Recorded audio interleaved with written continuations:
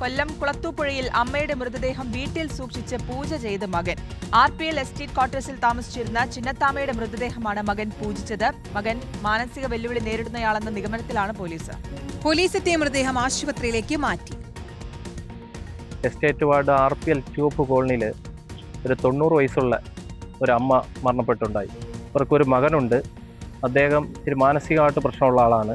അവിടെ വീട്ടിൻ്റെ അടുത്തുള്ളവരെ ആരും അകത്ത് കാണാനോ ഒന്നും കയറാനോ സമ്മതിക്കത്തില്ല. ആശാവർക്കർ വന്നാൽ പോലെ കയറാൻ സമ്മതിക്കത്തില്ല.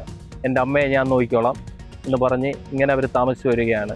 അപ്പോൾ ഒരു കിടപ്പ് രോഗിയാണ്. ഇടയ്ക്ക് ഹോസ്പിറ്റലിൽ നിന്ന് ആശാവർക്കർ ഉൾപ്പെടെ പോയി മാസം തോറും അവരെ കാണുന്നതാണ്.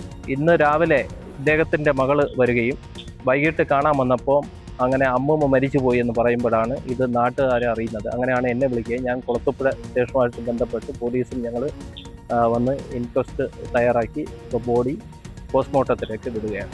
പോലീസുകാർ പറയുന്നത് 4 ദിവസം പഴക്കമാണ് അവർ പറയുന്നത്.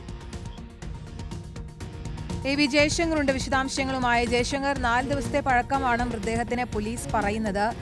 ഇയാൾ മാനസിക വെല്ലുവിളി നേരിടുന്ന ആളാണോ? എന്താണ് കൂടുതൽ വിവരങ്ങൾ ലഭ്യമാവുന്നത്? അതായത് ഈ കുളത്തൂർപ്പുഴ RPL കോളനിയിലെ ആ ഇതിലാണ് ഇത്തരത്തിൽ അമ്മയുടെ മൃതദേഹം മകൻ പൂജ ചെയ്തൊരു സംഭവം ഉണ്ടാകുന്നത്. 3 ദിവസത്തോളം ഇത്തരത്തിൽ ഈ ഭൗതിക ദേഹത്തിന് പൂജ നടത്തിയെന്നാണ് പോലീസ് ഉൾപ്പെടെ നിലവിൽ പറയുന്നത്. ഇന്നലെ വൈകിട്ടോടുകൂടി ഇവരുടെ കൊച്ചുമകൾ ചെറുമകൾ അങ്ങോട്ടേക്ക് എത്തി. ആ ഘട്ടത്തിലാണ് ഈ മകൻ ഇത്തരത്തിൽ പൂജ ചെയ്യുന്ന കാര്യം, അല്ലെങ്കിൽ ഈ മരണപ്പെട്ടു എന്നുള്ള വിവരം ഉൾപ്പെടെയുള്ള കാര്യങ്ങൾ അറിയുന്നത്.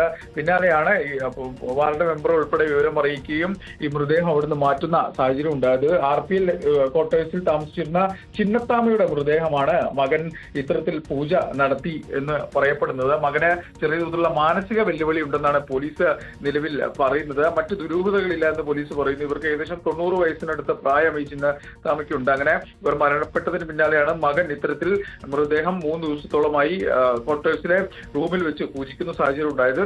ഇന്നലെ വൈകിട്ടോടുകൂടി ചെറുമകൾ എത്തിയപ്പോൾ ഈ വിവരം അറിഞ്ഞത്. പിന്നാലെ ഇത് വാർഡ് മെമ്പറേയും പോലീസിനെ ഉൾപ്പെടെ അറിയിച്ചു. എന്തായാലും മൃതദേഹം നിലവിൽ പോസ്റ്റ്മോർട്ടം നടപടികൾക്ക് വേണ്ടി ആശുപത്രിയിലേക്ക് മാറ്റിയിട്ടുണ്ട്. മറ്റ് അസ്വാഭാവികതകളില്ല എന്നാണ് പോലീസ് പ്രാഥമികമായി നിലവിൽ പറയുന്ന വിവരം.